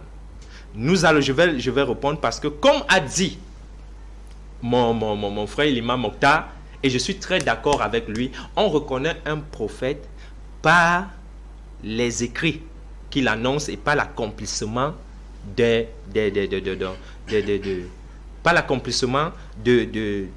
prophéties qui l'ont précédé. Or, quand William Marion Branham arrive, vous répondez également ainsi aux téléspectateurs qui viennent. Quand William Marion Branham arrive, qu'est-ce qu'il vient? Il vient pour le rétablissement. Or, nous savons que l'âge de l'Église, qui a commencé déjà dans les années 70, au niveau déjà des années 324-25 par là, après le concile de Nicée, et il y a beaucoup de choses qui sont parties. Par exemple, le baptême au nom du Seigneur Jésus-Christ et le baptême par immersion. Le baptême est devenu le baptême par aspersion. C'est pourquoi donc, l'une des choses que William Branham vient rétablir, il dit le véritable baptême, selon les Saintes Écritures, acte 2, versets 37 à 38, le véritable baptême, c'est au nom du Seigneur Jésus-Christ. Et l'apôtre Pierre le dit plus loin, dans ses lettres, il dit tout ce que vous voulez faire, que ce soit en parole ou en acte, faites-le au nom du Seigneur Jésus-Christ. Voilà d'abord la première chose. Maintenant, deuxième chose qui a été rétablie, c'est le mystère du fruit qui a été consommé au jardin d'Éden. Or, vous savez que au jardin d'Éden, il a été dit que il y avait deux arbres. L'un des arbres était l'arbre de vie et l'autre était l'arbre de la connaissance du bien et du mal. Or, il y a un mystère qui se trouve dedans. Quel est l'arbre, monsieur Giscard et chers téléspectateurs, qu'on appelle l'arbre de la connaissance du bien et du mal? Vous connaissez un arbre, depuis que vous êtes né, qu'on appelle l'arbre de la connaissance du bien et du mal? Non. Or, selon mes frères chrétiens, mon frère chrétien qui est là, ils peuvent confirmer avec moi que l'arbre de vie, c'est le Seigneur Jésus-Christ. Or, si l'arbre de vie, c'est le Seigneur Jésus-Christ, qui est donc l'arbre de la connaissance du bien et du mal? Parce que il n'avait pas été interdit à Adam de consommer l'arbre de vie, mais ce qui lui avait été interdit, c'était de consommer l'arbre de la connaissance du mal. Et quel est donc le fruit que produit l'arbre de la connaissance du bien et du mal? C'est un mystère. Et c'est Branham qui est venu nous révéler quel était ce fruit. C'est quoi le fruit? Ce n'est pas le thème du débat, on reviendra sur le fruit défendu dans notre thème. Mais j'ai dit, Branham est venu le révéler. Et quand vous allez comprendre, on va mettre le thème du débat, quel est le fruit que Adam avait consommé? Là maintenant, je vais révéler cela. D'accord. Là, notre problème actuellement, c'est sur le dernier prophète de Dieu. Et comme j'ai donc dit, concernant le dernier prophète de Dieu, j'ai dit, il faut, parce que pour parler d'un dernier... Ça, c'est les œuvres de Marion Branham que vous êtes en train de... Non, j'ai souligné William Marion Branham. J'ai souligné William Marion Branham parce que j'ai segmenté. Oui. J'ai dit, il y a l'âge de l'église. Et mes frères ici savent que l'église a des âges. Il y a 7 âges dans l'église. Et donc, et nous savons que lié avec Apocalypse chapitre 1, il y a 7 étoiles qui sont dans les 7 mains de Dieu. Et chaque 7 étoiles représente des messagers déjà célestes qui ont reçu le message des 7 messagers célestes qui se tiennent devant le trône de Dieu. Donc nous ne sommes pas au niveau des 7 messagers de l'église. Dans les 7 messagers de l'église, j'ai dit le premier messager c'était Paul. Je n'ai pas dit Pierre, je n'ai pas dit Jean, mais j'ai dit Paul. Parce que Paul lui-même a dit, si un ange du ciel viendrait et vous enseigne un autre évangile que moi, Paul, j'ai prêché, qu'il soit maudit. Alors maintenant, la question est de savoir, est-ce que William Marion Branham a enseigné l'évangile de Paul? Parce que Paul avait déjà mis la sentence dans la Bible, c'est écrit, même mes frères connaissent le passage. Il dit, si un ange même venait du ciel, il allait plus loin, il n'a pas dit un homme, il a dit un ange descendait du ciel et vous enseigne un autre évangile que moi, Paul, j'ai prêché, il soit maudit. Donc, si Branham a prêché un autre évangile que ce que Paul a prêché, alors Branham est maudit. Donc nous, ce n'est pas là le débat. Un jour, on viendra sur l'apologie de Branham. Notre débat, comme je dis pour chuter, c'est le dernier prophète de Dieu. Alors le dernier prophète de Dieu, comme j'ai dit ici, j'ai dit, référé à ma Bible, c'est le prophète du temps de la fin. C'est-à-dire le dernier des derniers prophètes. Ce sont les 2 témoins d'Apocalypse chapitre 11. Donc, si vous allez bien le vouloir, je vais aller là-bas et je vais le lire pour vous, pour que vous sachiez qu'il y a 2 témoins. Ils sont identifiés. Parce que comme le frère... Oui, je vais les identifier. Parce que selon ce que Apocalypse 11 nous dit, ces témoins, la manifestation qu'ils auront, c'était la manifestation qu'avaient Élie et Moïse. On dit, l'un aura le pouvoir de faire descendre le feu du ciel et le deuxième aura le pouvoir de transformer l'eau en sang. Or, quand nous lisons les Écritures depuis l'Ancien Testament, quel est le prophète qui a fait descendre le feu du ciel? C'est Élie. Et quel est donc le prophète qui a transformé l'eau en sang? C'est Moïse. Donc, les 2 témoins, selon les Écritures, ce n'est pas écrit dans la Bible, bien sûr.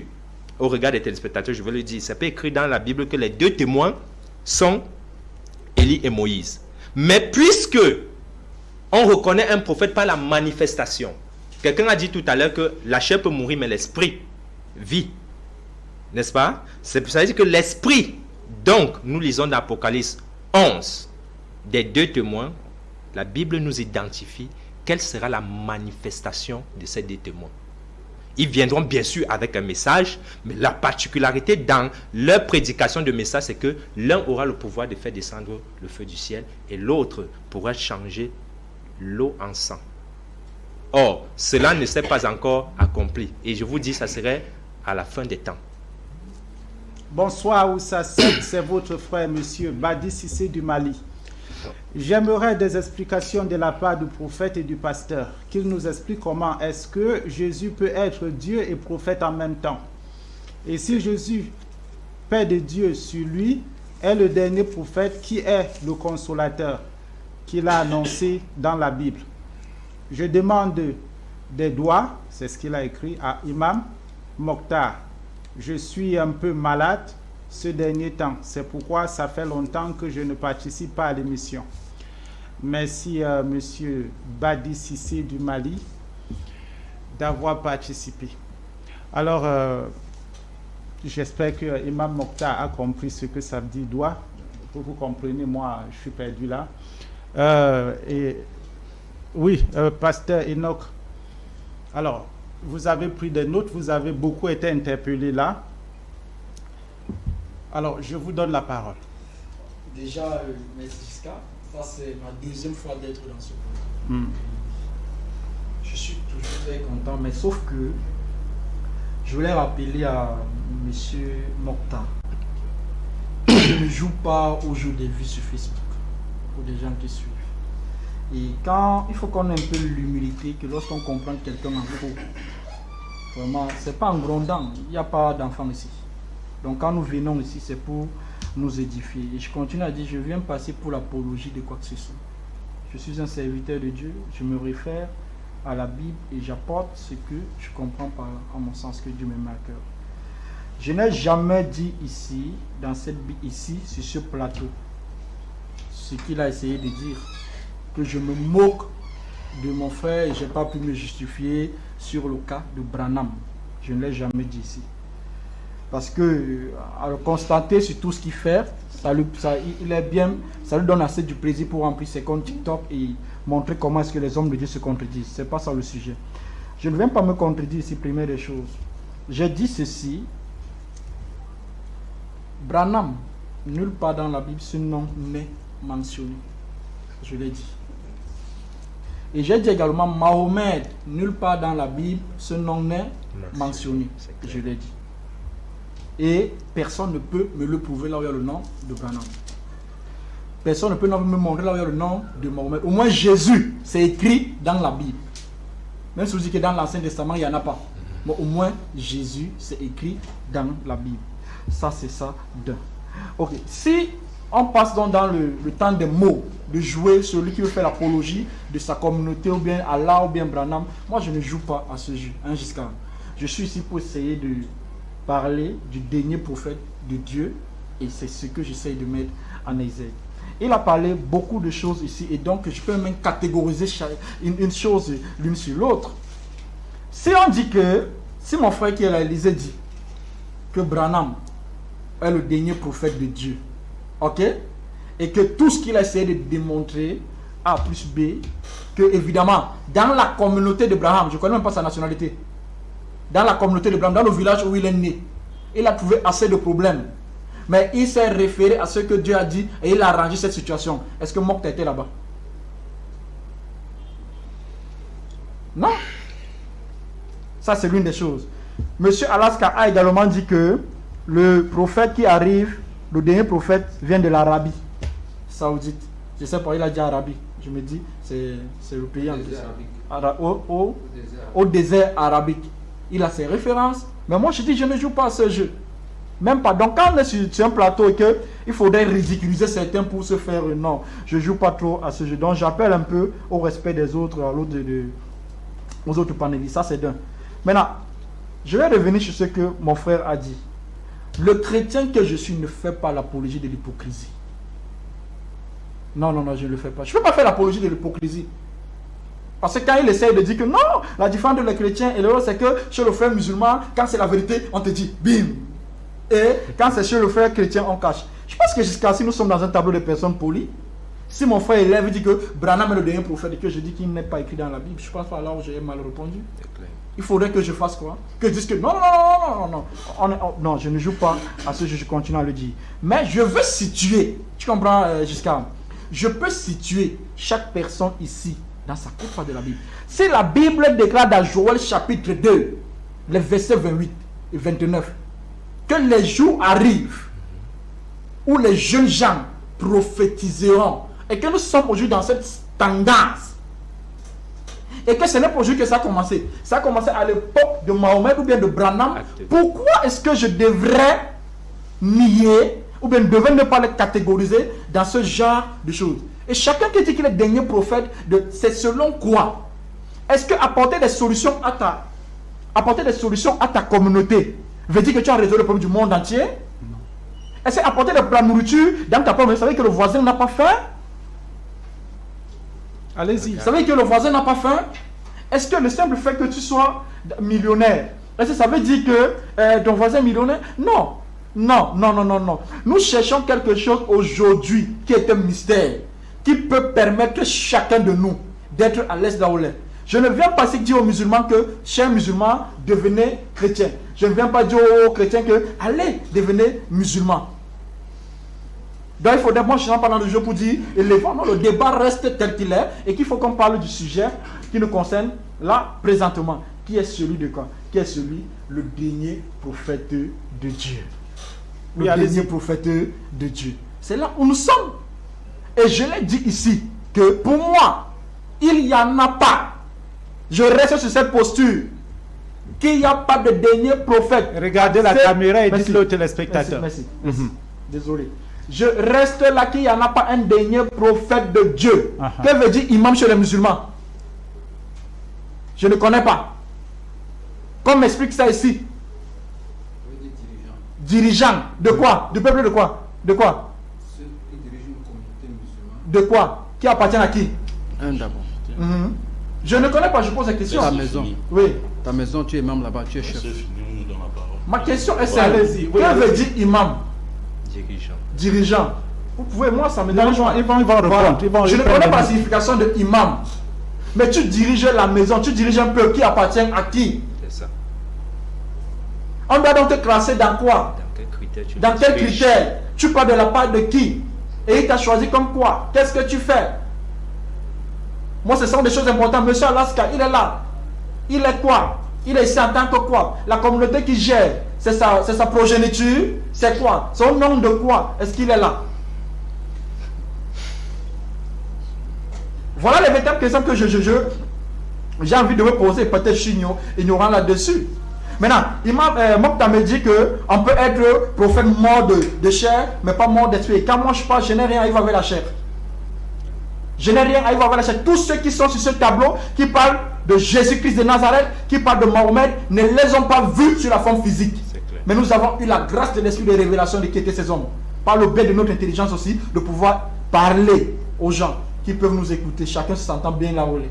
Donc c'est juste pour apporter ma part d'équilibre là-dessus. Qu'on se respecte et que le débat ne se sent pas comme si d'autres sont assez hautes comme ça. Oui. On parle des casiers de biens. Les casiers de biens viennent faire quoi dans un débat? Parce que quelqu'un dit qu'il est prophète, tu dis que tu l'as vu au bar en train de boire les bières. Non. Quel bar en plus? Donc, Merci. Vous, ça va? Épreuve. Ok. Bonsoir, monsieur le journaliste. Bonsoir, le panel. Je me demande pourquoi les pasteurs deviennent à chaque fois... Ok, il voulait écrire deviennent à chaque fois les élèves d'Imam Mokhtar. Sincèrement, ces pasteurs s'attachent chaque jour des ambiguïtés que des éléments clairs. S'il vous plaît, il faut que Imam Mokhtar laisse à ses derniers élèves débattre avec ses pasteurs. Merci Bill depuis le Togo. Est-ce que je peux répondre? Quelques secondes. Allez-y. Ouais, je ne sais pas d'où déjà ce qu'il appelle. C'est normal. Est-ce qu'il a déjà vu un enfant qui sait que son parent est faible? Il dit que non, l'autre est fort que mon parent. Donc ça dépend. Ce n'est pas de là où il appartient. Je lui ai répondu simplement. D'accord, Imam Mokhtar. Alhamdulillah, mes chers frères, comme nous avons dit notre passage pour les téléspectateurs, et ils comprennent déjà, Alhamdulillah, nous sommes là pour ça, pour, n'est-ce pas, démasquer ces pasteurs autoproclamés, qui se passe, n'est-ce pas, pour les bergers, alors que ce sont les brebis et les loups au fond mes chers frères. Donc, les pasteurs qui est en face de moi veut commencer par lui, il finit par, n'est-ce pas, le soi-disant prophète d'Élisée. Il dit qu'il n'est pas hypocrite. Et dans quelques secondes, on va montrer qu'il est hypocrite. Mes chers frères, il dit qu'il est hypocrite. Si la vérité vient de Dieu, je vais accepter. À condition que ça revienne la deuxième fois qu'il dit qu'on montre le nom de Branham dans la Bible et le nom de Mohammed dans la Bible. Mes chers frères, ici c'est un défi maintenant. Vous allez voir l'hypocrisie maintenant. Et je veux que tout juste après ça, on va réserver un temps de parole pour lui. C'est-à-dire un face à face quoi. Lui avec moi. Voilà la Bible, mes chers frères. Bible C'est pas toi qui fixe les Bible règles. des peuples. Ça commence déjà. Ça commence. Parce que c'est déjà. Le face à face, c'est pas Ça ça. commence déjà. Ça commence déjà. Parle. Regardez vous-même, mes chers frères. Allez-y. Elle dit si j'étais chrétien dans l'église de ces pasteurs, je quittais depuis. Donc, mes chers frères, donc voici la Bible des peuples. Monsieur Giscard, parce qu'au début, vous m'avez demandé, n'est-ce pas, à prendre la Bible. Non, je veux que vous lisez. Vous avez demandé la Bible. Non, vous avez donné la Bible. Non, je veux vous. Parce que vous êtes là pour rendre justice. C'est pas vous qui donnez les ordres ici. Ouais, man. L'arbitre, c'est le journaliste. Laissez pour moi, moi, je ne vais pas faire. L'arbitre, c'est le journaliste. Laissez donc que vous êtes ignorant. Allez-y. Et que je ne vais même pas débattre avec vous. Allez-y, ça va passer. Donc j'ai demandé de rendre justice. Il est là pour ça. Lisez Le journaliste doit être impartial. Si le musulman dit, lisez ce verset, où est le problème? Non. Où est le problème à ça? En même temps, les autres Et si le pasteur dit, prenez la Bible aussi, le Coran, lisez, où est le problème à ça? Mais le journal a Parce qu'au refusé. début, il y a des émissions ici, vous avez lu la Bible, Oui, le journal le a Coran. refusé. Pourquoi aujourd'hui vous refusez de lire? Vous êtes là pour rendre justice au plateau. Donc vous êtes là pour rendre. Laissez-moi- Je veux pas laissez-moi que vous dire, lisiez. allez-y. Oui, c'est ça, c'est tout ce qu'on dit pour ne pas perdre ça. Vous le bien Donc dit. voici ça. Oui. Oui, pour les téléspectateurs, bien sûr. À partir d'ici, monsieur Giscard, à partir d'ici. Le passage, s'il vous plaît. Oui, à partir d'ici, le commentaire de Pas de Genèse commentaire. 18. On ne veut pas de Attendez, commentaire. laissez tomber, c'est moi. Il commence. C'est ça Alors, son nous éducation. Le commentaire, C'est ça son éducation. Non, Limité. Le commentaire biblique, c'est le commentaire de quelqu'un, mais limité. Attendez, monsieur, non. Je vais dire une chose qui est très simple. Bon, regardez, dans mon temps. J'apprends. vous Non, nous on va vous donnez donner le la parole. temps. Ne viens pas embrouiller les gens. Non, allez-y, monsieur. Je voulais dire une chose qui est très simple. Oui. Ne nous apportez pas ce genre de jeu si je continue à le dire. Oui. Quand il apporte cette Bible-là, parce qu'il ne connaît pas la Bible qui tient en même lui-même. Ah. Première des choses. Comment Il veut te refuser la faire Bible? lire quoi? Tu un veux commentaire. commentaire. D'un verset biblique. Il veut dans le risque. Vous voulez quand j'apprends la Bible, tu le fais. Maintenant, Ne vous prenez pas à ce niveau jusqu'à. Non, attendez. Laissez mon temps, monsieur Giscard. Après, je vais commenter ce que je vous demande. Monsieur, non. Mais il veut me parler, ils se sont fait plus de 15 minutes. C'est la parole me revient, monsieur, non. On Monsieur, n'entre pas non. dans ce jeu. Monsieur, Dans non. quel jeu? Monsieur Giscard, le Monsieur, commentaire, c'est le non. docteur qui a Monsieur- écrit ça, qui fait le commentaire. Monsieur, non, écoutez. C'est son avis. Effectivement, vous aurez le temps. Vous aurez... Facebook. Vous avez. Monsieur, non. On va Monsieur, allumer, non. on va publier. Laissez, monsieur. Vous Monsieur, venez de non. présenter l'écriture. Monsieur Imam Mokhtar, monsieur Imam Mokhtar, vous nous avez donné une Bible de lire. Je vais la lire, n'est-ce pas? Vous avez tout le temps de C'est ça. dénoncer les écrits qui s'y trouvent, si vous n'êtes ça. pas d'accord. Les musulmans qui parlent trop de la Regarde. Non, vous aurez tout le temps de dénoncer. Ça, il m'a donné une Bible. Allez-y. Ok? C'est pas le Coran. Maintenant, il m'a donné ce qu'il dit. Allez-y, être- allez-y, monsieur Giscard, Vous je vais le prenez, prendre après, oui. vous prenez les notes. Oui, ok? allez-y. Vous prenez les notes et puis vous allez. Ok. J'ai perdu un peu. Oui, le donnez-moi, je vous montre les commentaires de Genèse 18 par les savants catholiques dans la Bible, n'est-ce pas, des peuples ici, à partir d'ici. Lorsque Mohammed, ici là, et après maintenant vous me redonnez la parole. C'était moi qui avais la parole. Parce qu'ils n'ont pas encore le niveau du débat. Non, tu n'as Sans- pas. Non, laissez tomber, monsieur Imam Allons-y. Mokhtar.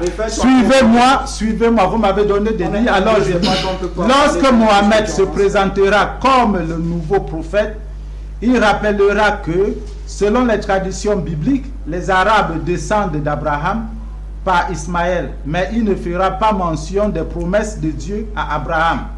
Pour lui, Abraham et Moïse sont avant tout chargés de transmettre des ordres de Dieu et de faire observer prières et commandements. Très bien, remettez-moi la Bible maintenant, je reprends c'est tout ce que je voulais pour les téléspectateurs. Je répète, les savants catholiques qui sont leurs maires, parce que les premiers, ils s'appellent l'église primitive, sont les catholiques. C'est eux qui ont édifié la Bible.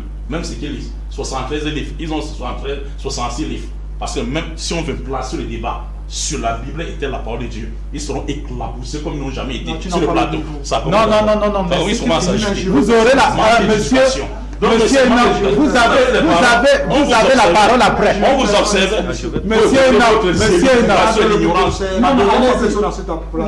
Vous avez la parole après ça. Ok, voilà. Vous avez la parole. Voilà. Donc, je peux continuer, monsieur Giscard. Merci beaucoup.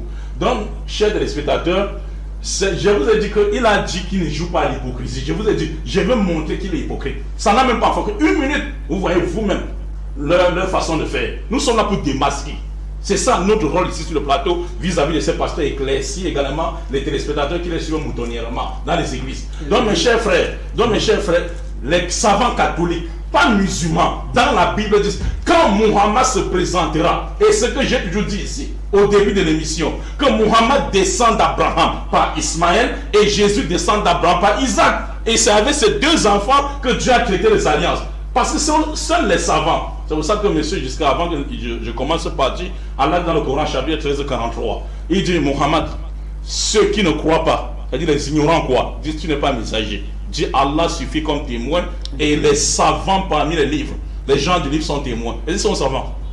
Ils ne sont pas savants, nous avons en face de nous les bébés spirituels dans la main de l'ignorance. Donc mes chers frères, on dit bien ici, quand Muhammad se présentera comme le nouveau prophète, il rappellera, selon les traditions bibliques, que les Arabes descendent d'Abraham par Ismaël. Il ne fera pas mention à dire des alliances, etc. Mais pour lui, Abraham, Moïse sont en fait chargés tout d'observer, prier et commandement. Maintenant, c'est ce qu'il demandait, ça fait 2 fois qu'il vous a demandé ça, que je n'ai pas vu le nom de Muhammad dans la Bible. Au moins, donnez-nous comme les musulmans ont fait même le commentaire, où on parle de Branham, juste même le commentaire. Donnez-nous une seule Bible qui parle du commentaire. Laissez-moi le verset. Ayez le courage de dire que votre frère est garé. Ayez le courage de dire que votre frère est garé. Nous, on a montré Muhammad, vous avez dit, c'est pas dans le verset biblique, c'est dans le commentaire. C'est dans le commentaire. Montrez-nous le nom de tout. Branham dans les commentaires du Bible, pour montrer que vous êtes d'accord avec lui. J'ai dit que j'ai montré qu'il est hypocrite. Donc montrez-nous une seule Bible qui mentionne Branham dans les commentaires. Ça n'existe pas. Et ça n'existera pas parce qu'il ne fait pas l'unanimité dans le monde chrétien. Il ne fait pas et il ne fera jamais. Il ne fera jamais ça. Dieu maintenant, il dit, je n'ai pas vu où arranger, il dit, arranger ta société. Ne veut pas dire arranger chez le voisin. Vous savez, monsieur, jusqu'à il y a un proverbe qui dit, si chacun balayait juste le seuil de sa porte, tout le village serait propre. Vous comprenez un peu? Si, pour savoir celui qui va changer une société, on doit voir combien il a d'abord changé sa propre société. Monsieur Giscard.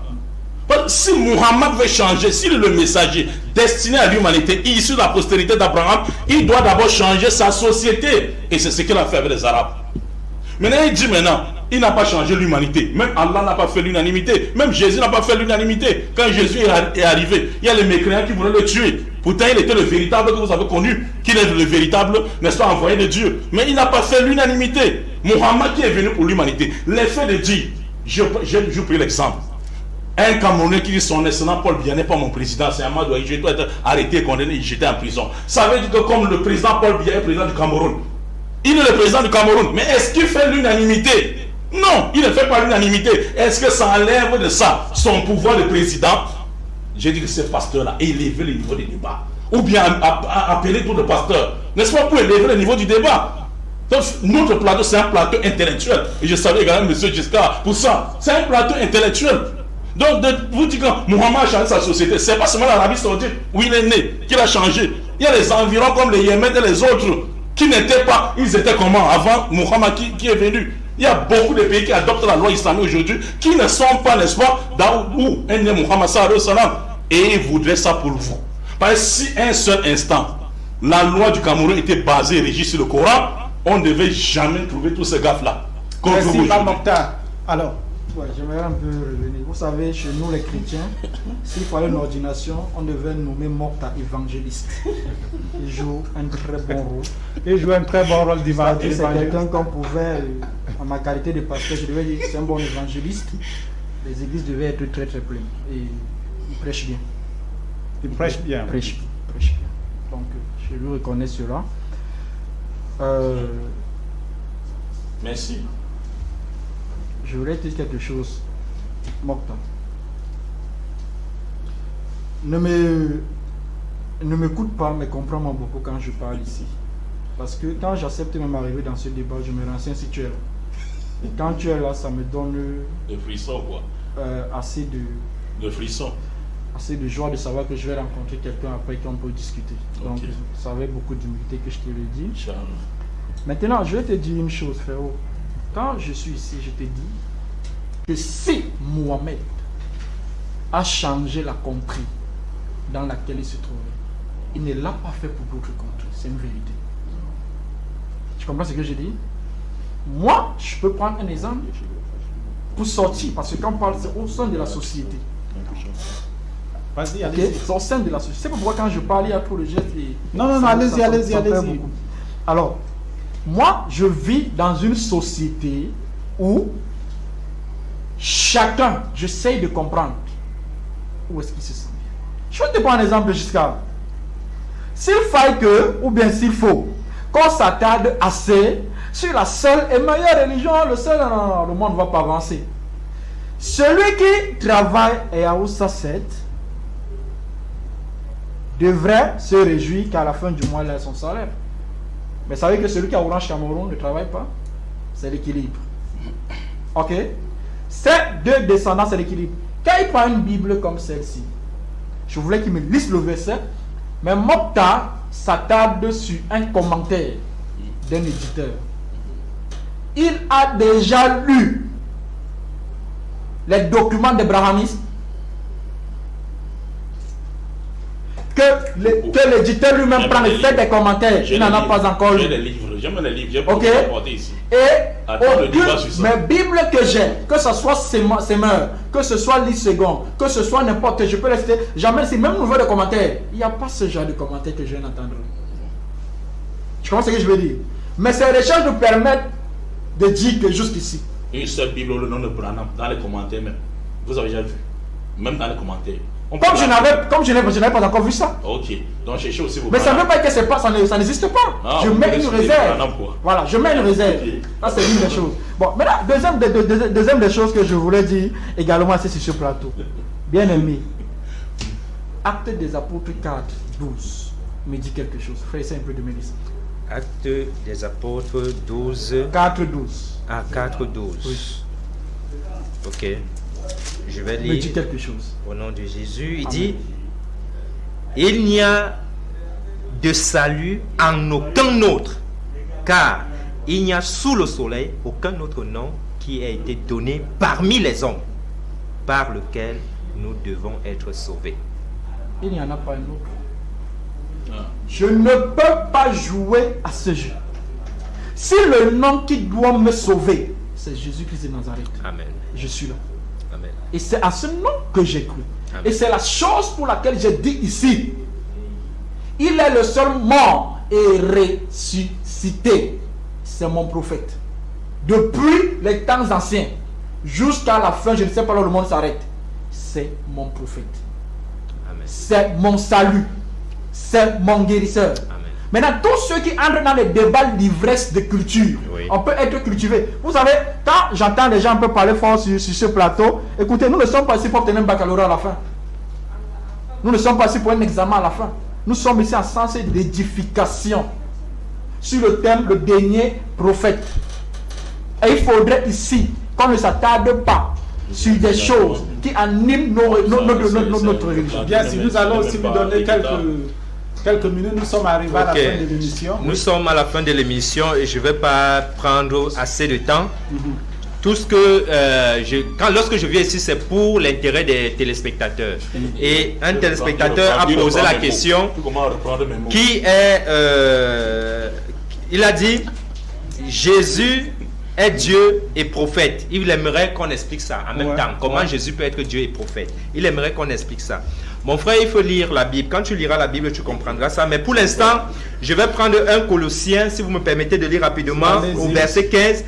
On dit, parlant de Jésus, chers téléspectateurs, écoutez, il est l'image du Dieu invisible. Il est l'image du Dieu invisible. Le premier-né de toute la création. Car, on explique, en lui ont été créées toutes choses qui sont dans les cieux et sur la terre, les visibles et les invisibles, les trônes, les dignités, les dominations, les autorités. Et tout a été créé par lui et pour lui. Et maintenant, je vais chuter en disant à mon frère de ne pas utiliser la Bible, car il a dit, je cite encore, il dit la Bible n'est pas la parole de Dieu. Alors s'il dit la Bible n'est pas la parole de Dieu, et pour justifier la véracité de son prophète, il utilise une Bible que je ne sais d'où il a pris, alors lui-même il est faux.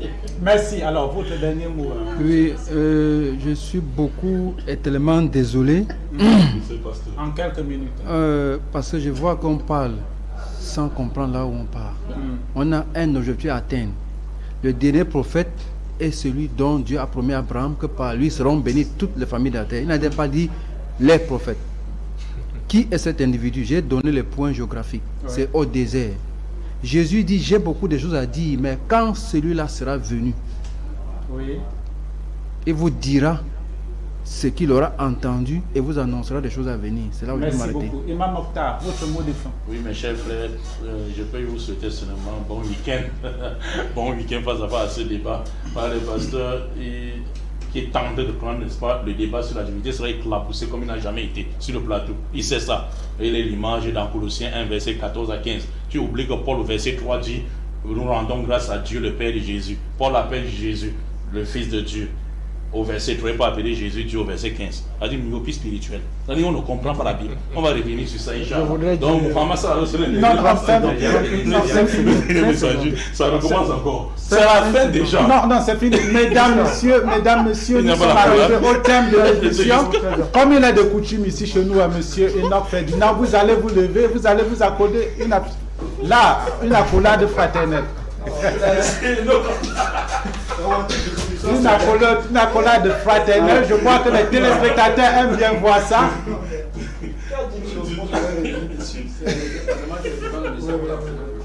Inch'Allah. Ils sont éclaboussés. Vous vous asseyez, je clôture l'émission. Alors vous prenez place. On respecte les téléspectateurs. Inch'Allah. Voilà, mesdames, messieurs, merci de nous avoir accordé de votre temps. C'est la fin de notre émission. Nous vous donnons rendez-vous samedi prochain à la même heure.